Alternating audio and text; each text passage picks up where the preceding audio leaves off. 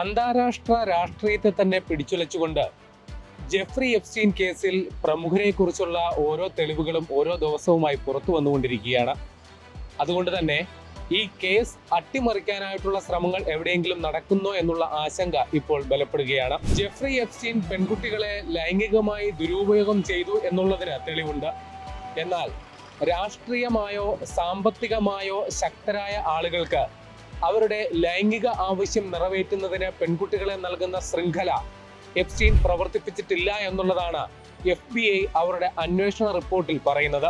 ഇരകളിൽ ഒരാൾ Jeffrey Epstein തന്നെ പലർക്കായി കാഴ്ചവെച്ചു എന്ന് സമൂഹ മധ്യത്തിലെത്തി വെളിപ്പെടുത്തുമ്പോഴും സമാനമായ മൊഴി മറ്റിരകൾക്കോ ഈ കേസുമായി ബന്ധപ്പെട്ട മറ്റു പെൺകുട്ടികൾക്കോ ഇല്ല എന്നാണ് FBI പറയുന്നത്.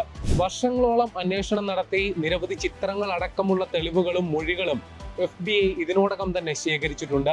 എന്നാൽ സമൂഹത്തിലെ രാഷ്ട്രീയമായോ സാമ്പത്തികമായോ ഉന്നത ശ്രേണിയിലുള്ളവരെ ഭീഷണിപ്പെടുത്താനോ സ്വാധീനിക്കാനോ ലൈംഗിക ശൃംഖല എപ്സ്റ്റീൻ പ്രവർത്തിപ്പിച്ചില്ല എന്ന് FBI തന്നെ സാക്ഷ്യപ്പെടുത്തുമ്പോൾ അത് കേസിനെ സ്വാധീനിക്കാനുള്ള സാധ്യത വളരെ കൂടുതലാണ്. എപ്സ്റ്റീന്റെ ന്യൂയോർക്കിലെയും ഫ്ലോറിഡയിലെയും വീടുകളിൽ നിന്നും സ്വകാര്യ ദ്വീപിൽ നിന്നും പിടിച്ചെടുത്ത ദൃശ്യങ്ങളിലും മറ്റ് തെളിവുകളിലും എപ്സ്റ്റീൻ ആരെയെങ്കിലും ലൈംഗികമായി ദുരുപയോഗം ചെയ്തതിനോ മറ്റാരെയെങ്കിലും ഇതിൽ പങ്കാളിയാക്കിയതിനും തെളിവുകളില്ല. വിവിധ മേഖലകളിലെ പ്രമുഖരുമായി എപ്സ്റ്റീൻ നടത്തിയ സാമ്പത്തിക ഇടപാടുകൾ കുറ്റകൃത്യത്തിന്റെ തെളിവല്ലെന്നും FBI സമർത്ഥിക്കുന്നു. എപ്സ്റ്റീന്റെ സ്വകാര്യ ഐലൻഡുകളിൽ തങ്ങൾ ക്രൂര ലൈംഗിക പീഡനത്തിന് ഇരയായിട്ടുണ്ടെന്ന് നിരവധി ഇരകൾ പരസ്യ ആരോപണം ഉന്നയിക്കുമ്പോഴും ഇത്തരം കേസുകളിൽ എപ്സ്റ്റീൻ മുൻപ് പിടിയിലായിട്ടുണ്ടെന്നതും വിചാരണ കാലയളവിലാണ് അയാളെ ജയിലിനുള്ളിൽ തൂങ്ങി മരിച്ച നിലയിൽ കണ്ടെത്തിയതെന്നുമുള്ള വസ്തുതയും നിലനിൽക്കെയാണ് FBIയുടെ അന്വേഷണ റിപ്പോർട്ട് പുറത്തു വരുന്നത്.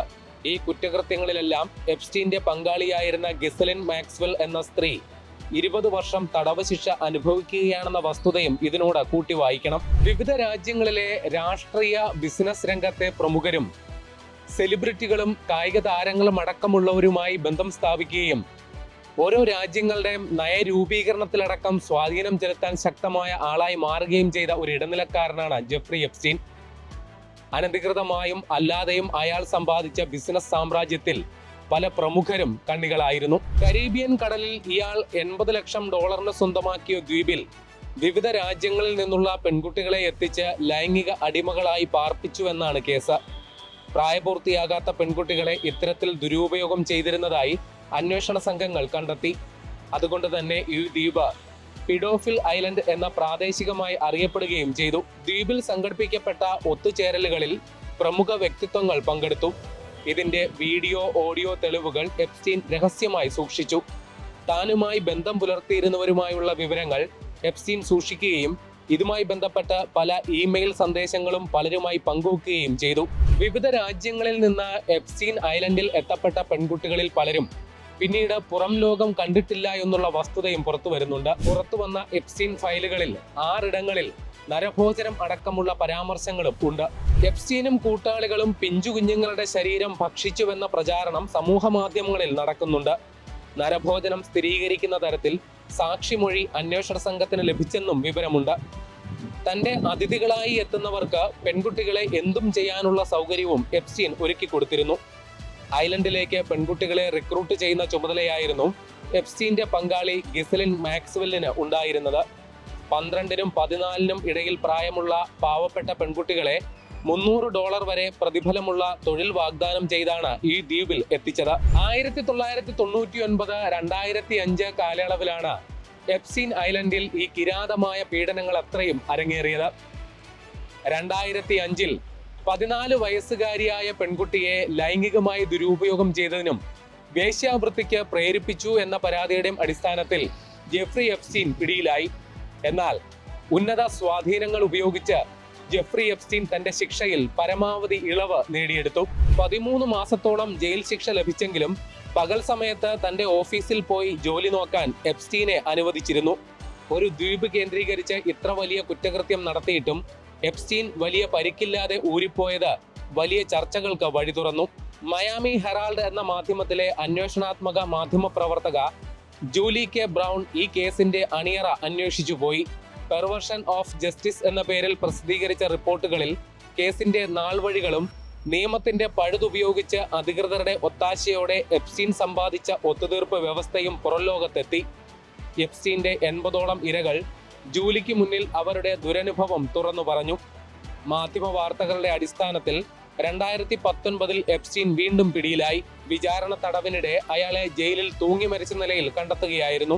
എപ്സ്റ്റീന്റെ നേതൃത്വത്തിൽ നടന്ന ചെയ്തികളുടെ സത്യാവസ്ഥ പുറത്തു വരണമെന്ന ആവശ്യം ഇതോടെ ശക്തമായി. ഡെമോക്രാറ്റ് നേതാവും മുൻ അമേരിക്കൻ പ്രസിഡന്റുമായ ബിൽ ക്ലിന്റണുമായി ബന്ധപ്പെട്ടുള്ള വിവരങ്ങൾ എപ്സ്റ്റീൻ ഫയലിൽ ഉണ്ട് എന്നുള്ള വിവരത്തിന്റെ അടിസ്ഥാനത്തിൽ മുൻ പ്രസിഡന്റ് ജോ ബൈഡന്റെ കീഴിൽ ഈ കാര്യത്തിൽ കാര്യമായ മുന്നോട്ടുപോക്ക് ഉണ്ടായില്ല. ഇതോടുകൂടി ഇതൊരു തെരഞ്ഞെടുപ്പ് പ്രചാരണ വിഷയമായി. ഡൊണാൾഡ് ട്രംപ് തന്റെ പ്രചാരണ വേളയിൽ ജെഫ്രി എപ്സ്റ്റീൻ കേസ് സംബന്ധിച്ചുള്ള വിവരങ്ങൾ പുറത്തുവിടും എന്നുള്ള ഉറപ്പ് നൽകി. എന്നാൽ ഡൊണാൾഡ് ട്രംപ് അധികാരത്തിലെത്തിയ ശേഷമാണ് തന്നെ സംബന്ധിക്കുന്ന ചില വിവരങ്ങളും എപ്സ്റ്റീൻ ഫയലിൽ ഉണ്ട് എന്നുള്ള വസ്തുത അദ്ദേഹം മനസ്സിലാക്കുന്നത്. അതോടെ ഈ പ്രവർത്തനങ്ങളെല്ലാം തന്നെ മന്ദഗതിയിലായി.